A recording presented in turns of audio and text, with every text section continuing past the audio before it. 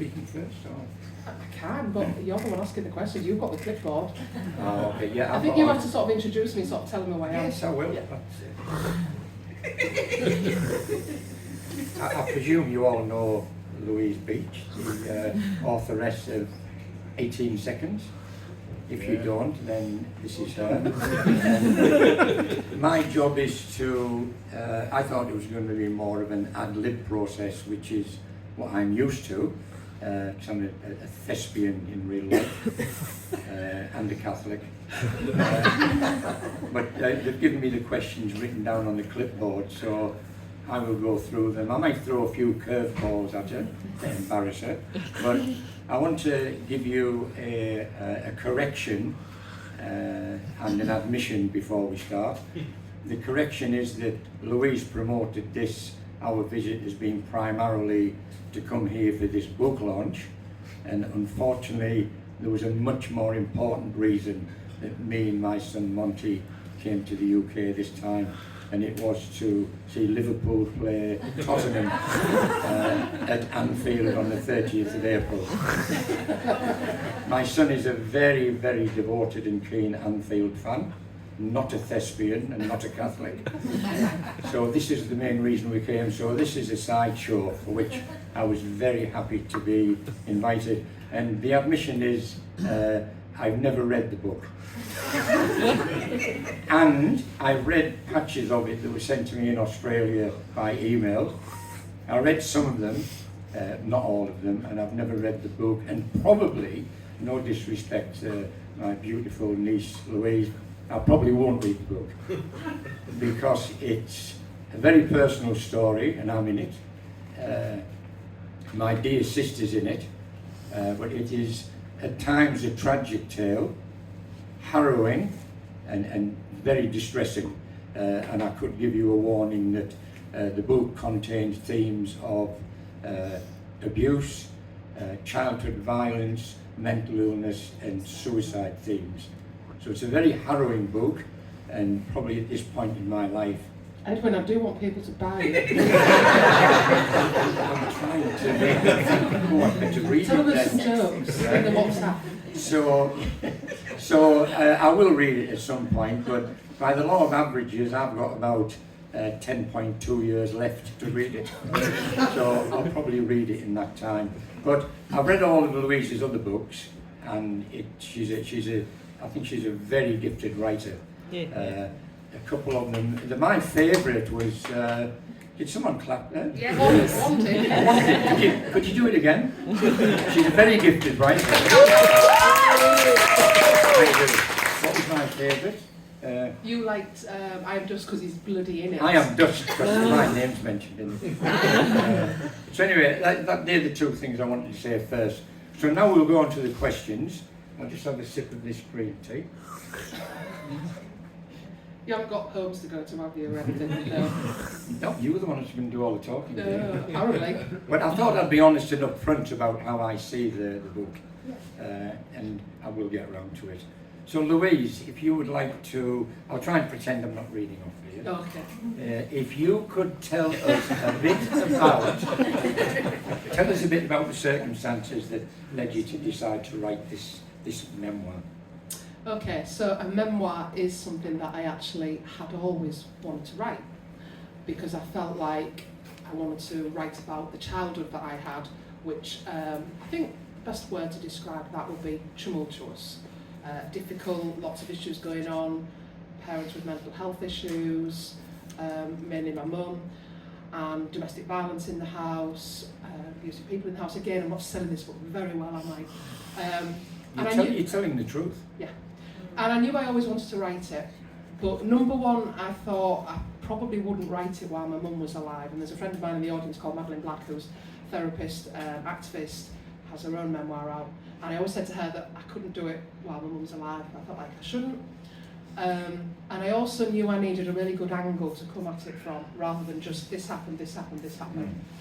And so in 2019, as we are all aware, on the 28th of February, it was initially called Daffodils, so I'll tell you a little bit about why it's called that. So I do a walk every day for an hour for my mental health, which is because of the family I've probably grown up in. It's good for me. And I used to go about 10:30. And on that morning, Joe, who knows full well, he had a parcel coming that day, and he said, can you stay in all day? And I was like, no, because I'm doing my walk. So he said, will you go now for your walk, and I'll wait, and then then you're back. And I said, it's 8 o'clock on the 28th of February. It's not even light outside. But I went for the walk at that time. So it was barely light, and I was walking down the river, and there were 4 absolutely gorgeous daffodils, just the only ones, and there were none others, and they delayed me for a while. Then I got the phone call at 1:07, I was drunk at the time, and it was my sister Claire, and she said, Mum's jumped off the Humber Bridge. And so obviously there were some moments in life where there's the before that and the after that. And so that happened. She did survive. Probably most people will know, who know me or follow me. She did survive with horrific injuries. And it was maybe 7 months later, when we'd gone through everything we'd gone through, which we'll come to, when I realised that as a writer, oh my God, that's a hook. If I opened a book and it opened with that moment, I would read that. And I thought, perhaps other people will. So it was 2019 is probably the reason that I ended up writing it. Yes, I remember those stories well. But you've written a lot of fiction before, excellent work, highly acclaimed. What was it like transferring your writing skills from writing fiction, where you've got room to invent and elaborate, change characters? What was it like moving to reality writing? Wow, a lot harder. Because in my fiction, I often hide. I mean, people who read my novels will probably see that there's themes in there that are from my real life. But because I was making it up, you're kind of safe in that. Does that make sense? Yeah. It's not you that you're putting on the page. I mean, it is, but it's not. Like Maria in the Moon, I say to people, that was the memoir that I could never write. And so, yes, it was different. It was difficult. But I still wanted to tell it in the way that I tell fiction, like a story, with little cliffhangers at the end of the chapter, with the interesting bits. I knew that I wouldn't put all of it in. I would only put the bits that were funny or dark or difficult, weeding out what I would use, what I wouldn't. I knew it had to be story-like, otherwise people would get bored and they might not read it. So I used my fiction skills, shall we say, in making my real story almost into sounding like a made-up story. That's like describing people who say, I'm hiding in full view, Yeah. Oh, that's really interesting. That's something I wasn't aware of. You mentioned there about, writing certain bits and reading certain. How did you decide what to include and what not to include? Or was that sort of a transformational process, it just as you went along? A little bit as I went along. Due to what happened in our childhood, there are lots of things we don't remember for a start, so I knew that when I was writing it, I would probably come to these gaps where I'd be thinking, don't know how I can write that. So prior to this, it was maybe a year or two before, my sister's brother and I, we got our care records. That was just for ourselves really, to find out, if they would tell us things we didn't know. And care records, when they arrive, a lot of it's blacked out or redacted, as they call it. Yeah. And sadly, a lot of ours was, because there were mention of other people, and if other people are mentioned, it's confidential. And so they arrived, and they in themselves were like a bit of a jigsaw, because there'd be a whole page that's blacked out, and you're like, I don't know what happened there. Yeah, I read them. You gave them to me. I read them page to page. Yeah, I mean, they were. You still got them? Yes. Oh, good, because I didn't know where. Oh, she was wondering where they were. She said, is it with my gas bill? Where have I put the care records? Did you want them back? Possibly, yeah. Oh dear. He sold them on eBay. So yeah, we got our care records, didn't we? And interestingly enough, all of them were a little bit different, because in mine, if mention of Claire, Grace or Colin was there, that would be blacked out, because that's confidential, that's them. So I kind of pieced it together with all 4 of the different records. And there were some fascinating facts in there that I hadn't known until I read those care records, and they added to the jigsaw of building the story. And I also got Claire, Grace, Colin, you two. I asked you if there were certain things I couldn't remember, what they remembered, and they sent me little voice notes on WhatsApp, like things that they remembered, and I transcribed that, and those parts are actually in the book. I wanted sort of a voice of everyone, so it wasn't just me. I think you already answered this question in the previous comment. Can't read this. Were you always going to share this story with the world? Do you know when I was first writing it, I wasn't sure. When I began writing it, part of it was therapy, was just, I'll write it and I'll see how I feel when it's done. And so I'm writing it, and my friend Madeline read it as I go, and my siblings read it as I went, and you did, although you've now told us you didn't, you fell asleep. I did read patches of it. It's a hard read. It is a hard read. Hard read. And so, yeah, so they were reading as we went, and then Madeline, who obviously is not related to me, so I felt like she felt like maybe, wow, this is something that other people could read, and it gets conversation going. Because I think the biggest taboo in the book, really, isn't the mental health, isn't the abuse, it's the difficult relationship with a mother. Because that's something that as a society, I feel, is a taboo. You know, we shouldn't speak ill of our mother. You know, she gave birth to us, we're not supposed to do that. And No. Mothers are revered, you know, we've got like Virgin Mary, which we grew up on, obviously. And that for me was the difficult part of knowing that I would be sharing that. Mm. What did you change tack at all during COVID, when COVID hit? A lot of free time, nowhere to go. Did you just get trapped in this book and do more and more, or did you have sort of a hiatus where you didn't do much? Yeah, so COVID hit halfway through writing the book. So not only am I writing this very difficult book, which was at that point the most difficult thing I've written, without a doubt, you know, very intense. I'm quite a strict slave driver, but I admit there were days when I just thought, I'm not up to writing this today, and I would write something else, which I don't normally do. But I was kind to myself, and I knew that I had to do that. And then, as I said, halfway through, I'd say, COVID happened, we went into lockdown, and I did think, is this the right thing to be doing when I'm locked in the house with one other person, just God love him, Joe, poor Joe. Poor Joe. I wasn't even on HRT then either, so. Did you say it was I? No, you were. He is now. And so I did think, do I carry on with this? Do I shelve it, come back to it? But I was in the flow. I felt like if I went away, would I come back to it?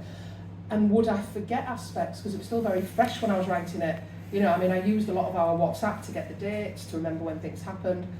But I'm not going to lie, it was difficult because I was writing this really tricky book, and then coming out of that into this awful world where we can't see our friends, we can't see our family. I couldn't see my brothers and sisters, couldn't see my friends.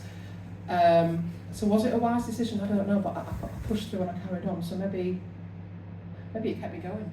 I don't know. Yeah, you might have experienced some of the isolation or loneliness of the protagonist in the book did. You know, you never know. Yeah. You refer to a lot of other voices in the book, mine included. How did you work them into the accuracy of the story? They were mainly used, I would say, in the flashbacks, perhaps, because those are the parts that are more difficult to remember. And each one of us probably has better memories of certain times than another. So there might be something I remember fully from childhood, and then there might be something, say, that Grace does but I don't, and Claire does and I don't, and Colin. And also, as I say in the memoir, which is quite profound and true of any household, you can be 4 people living in the same house, but you live in a different house because you have a different experience, if that makes sense. Yeah. You go through a different thing in that house because each person deals differently. And for example, you know, poor Colin was left living there long after we'd all grown up and gone because he's the youngest, and so he was for a great length of time on his own. So that would have probably affected him differently to me being the oldest and looking after everyone. So we all lived a different childhood even though we were together, and I kind of wanted to show that. I wanted to hear their voices. Yeah, those voices came out a lot during our WhatsApp sort of communications, and there was some, when you read the book, there's some very dark humour there, very, very dark, particularly from me. Did you find that as a coping mechanism? Did it help us all to navigate the story, do you think? Oh, sir, I definitely think it did. I think without the WhatsApp messages and the comedy, I do think people, I mean, dark humour alert coming, people will probably go to the bridge after reading the bloody book if there wasn't that humour in it, because you have to balance the light and the dark, don't you? Otherwise, you know, it's not helping anybody. But yeah, the WhatsApp messages. So what's really funny is when it came to the editor editing the book, there were certain ones where they thought, that's a bit too dark, maybe we shouldn't include that. So I would say they kept 70%. I actually wish I could think of the examples of the ones they cut. There's no children in this audience, is there? Everybody's over 18, aren't they? We're all over 18. There was a joke that I'm surprised they kept in. There was a time when we were trying to get hold of Mother and she wasn't answering her phone, and Colin wrote, and I know you won't mind me saying this, maybe she's having a big fat wank. Now I thought that was funny, and I thought that would be one that the editor would have said, can't put that in. That was a good one. But it was a good one, and they let me keep that. They let me keep that. I was surprised about that one. But that's what the humour's like, just as a one. That is what the humour is like. Would you like to mention what the original name of the WhatsApp group was? Oh gosh, what was it? No, Robo Trish came later. Christopher Reeves. I think Suicide Squad. In case you can't hear, we called the WhatsApp group different things. So there was Suicide Squad, And Robo Christopher Trish. Reeves after Christopher Reeves. Chris Pistorius. Oh, Trish Pistorius. Yeah, it was. Robo well, Trish. I mean, for me, you know, over in Australia, digesting all this, I might seem blasé, but I was quite severely traumatised, you know, in a very genuine way, and it certainly helped. But the other question I would ask is, you obviously wrote chapters that were very intimate and personal accounts of what happened to you. How did you find when you read them back to yourself? Obviously you proofread your own stuff. What did you feel when you read it back and thought, shit, that was me? How did that affect you? Weirdly, that was worse than writing it, because there's an element of you when you're writing that you're a little bit detached. Even though it was my story, there was still an element that's telling a story, so sort of slightly above it. And so then when I'm reading back, I admit that was, yeah, exactly the way you put it. I thought, I'm not reading a story here, that's me, and that happened to me.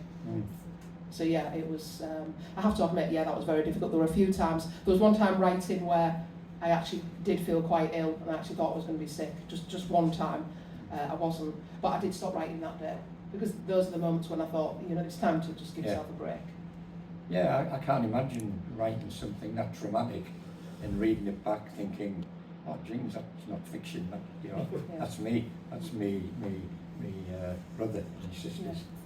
It's probably harder to read kind of theirs sometimes, because as sisters and brothers, we are all like that, you know. I can kind of feel like, oh, I can cope with anything, but I get sad for, say, on their behalf and your behalf. But that's what we are like about family, aren't we? Absolutely. So you were sending, and I did read some of it. You were sending the extracts to your brother and your sisters and to me, and we were reading it and maybe giving you feedback. So how did that inform you to keep developing the story? First of all, yes, it did. First of all, it was nice because I felt like I wasn't alone in it, because I do feel like if I'd just written that on my own, not shared it with these guys, I actually don't think I could have done, to be fair, because of the subject matter. It is difficult. So I felt like I was kind of supported, and I had people there, you know, sort of reading it, and also it informed it in the sense that sometimes they'd give me feedback from reading it of like, oh, I remember it this way, or no, so-and-so was that age, or I remember I said about Kathleen and her mum dying when she was, I think I said 16, and did you correctly and say 14, or was it the other way around? The other way around. Just little things like that matter. Well, I've got it slightly wrong, which was lovely, because other people might tell me, oh, it was that way, or this happened that way. Yeah, so it was. I think it was important to do that. Okay, we're going to take a little pause now. Me and Louise. We're going to get, excuse me, we're going to get Grace to do a little reading. It's from St. Paul's letter to the Corinthians. So, if you can, Catholic, remember? So just bear in mind. Are you going to just turn the mic round and talk, or do you want to sit? She's got to project. Can you project? You need the microphone. Use the microphone. Yeah.